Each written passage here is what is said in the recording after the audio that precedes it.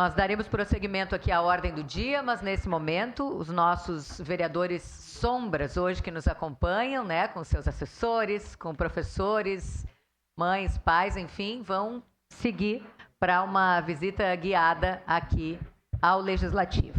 Nós prosseguimos ainda na ordem do dia, em primeira discussão... Questão de ordem, presidente. Pois não, vereador Scalco. Artigo 209, caberá questão de ordem para...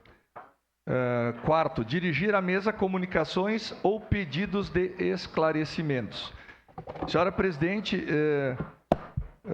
temos uma dúvida aqui. Foi realizada audiência pública para esse projeto.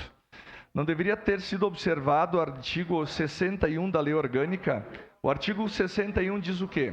Compete à Câmara Municipal, com a sanção do prefeito, dispor sobre todas as matérias de competência do município e, especialmente, 10.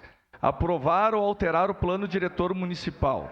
O parágrafo único diz: qualquer alteração do plano diretor municipal, conforme previsto no artigo 10, deverá ser necessariamente precedida de audiência pública. Pela informação que a gente tem, não foi feita audiência pública para esse projeto, assim como, senhora presidente, na semana passada a gente aprovou um projeto também de alteração da lei orgânica sem audiência pública, que tem que ser anulado, tá? Então nós temos que ver isso aí.